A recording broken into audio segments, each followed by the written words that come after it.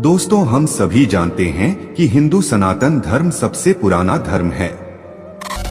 रामायण, महाभारत, रामचरितमानस सब सनातन धर्म से ही संबंध रखते हैं। दोस्तों, सनातन के समय में व्यक्ति के कर्म और उसकी वाणी में इतनी सच्चाई होती थी कि कोई ऋषि मुनि अगर किसी से प्रसन्न होकर उसे आशीर्वाद देते थे या फिर कोई श्राप देते थे तो वो सच होता था।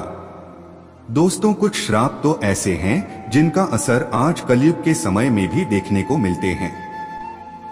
दोस्तों, रामायण, गीता और सुंदरकांड जैसे ग्रंथों में हमें अनेक तरह के श्रापों का वर्णन मिलता है।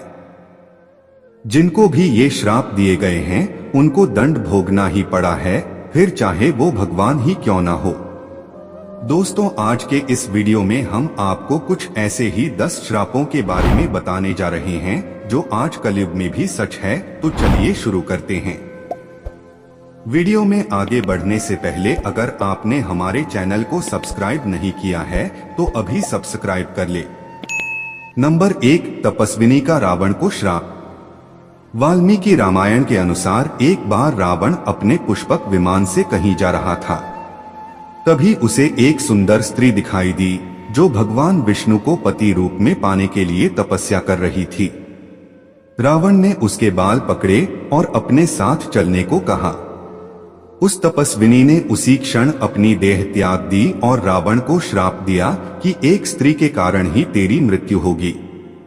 नंबर 2, गांधारी का श्री कृष्ण को श्राप।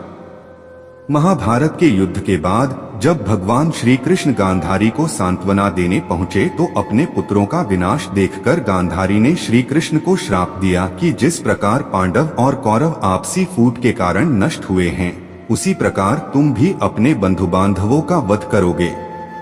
आज से 36वें वर्ष तुम अपने बंधु बांधवों व पुत्रों का नाश हो जाने पर एक साधारण कारण से अनाथ की तरह मारे जाओगे। गांधारी के श्राप के कारण ही भगवान श्री कृष्ण के परिवार का अंत हुआ। नंबर 3, महर्षि वशिष्ठ का वसुओं को श्राप। महाभारत के अनुसार भीष्म पितामह पूर्व जन्म में अष्ट वसुओं में से एक थे। एक बार इन अष्ट वसुओं ने ऋषि वशिष्ठ की गाय का बलपूर्वक अपहरण कर लिया। जब ऋषि को इस बात का पता चला तो उन्होंने अष्ट वसुओं को श्राप दिया कि तुम 8वें वसुओं को मृत्यु लोक में मानव रूप में जन्म लेना होगा और 8वें वसु को राज, स्त्री आदि सुखों की प्राप्ति नहीं होगी। यही 8वें वसु भीष्म पितामह थे। नंबर 4, शूर्पणखा का रावण को श्राप। वाल्मीकि रामायण के अनुसार रावण की बहन शूर्पणखा के पति का नाम विद्युज्जिह्व था। वो कालकेय नाम के राजा का सेनापति था। रावण जब विश्वयुद्ध पर निकला तो कालकेय से उसका युद्ध हुआ। उस युद्ध में रावण ने विद्युज्जिह्व का वध कर दिया।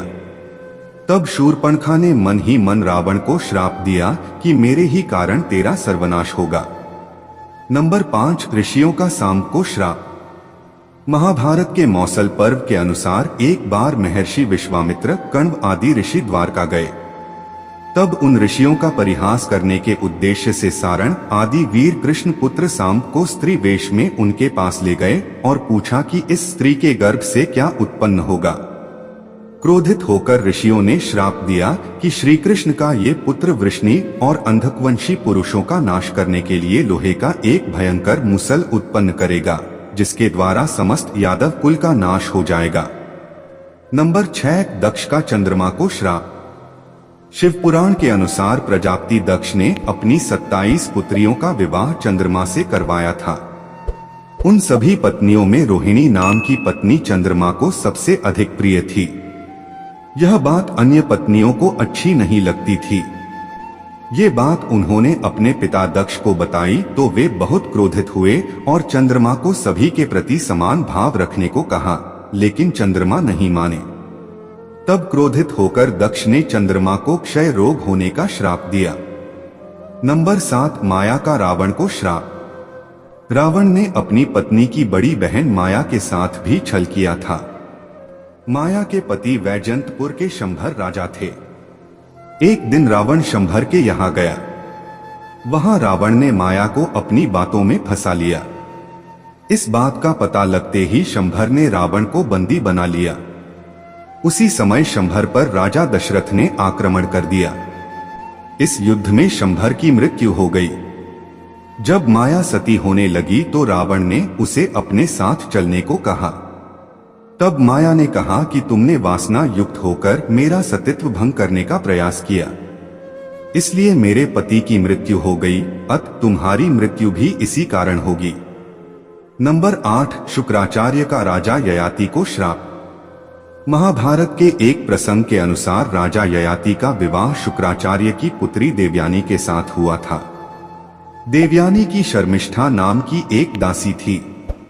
एक बार जब ययाति और देवयानी बगीचे में घूम रहे थे, तब उसे पता चला कि शर्मिष्ठा के पुत्रों के पिता भी राजा ययाति ही हैं, तो वह क्रोधित होकर अपने पिता शुक्राचार्य के पास चली गई और उन्हें पूरी बात बता दी।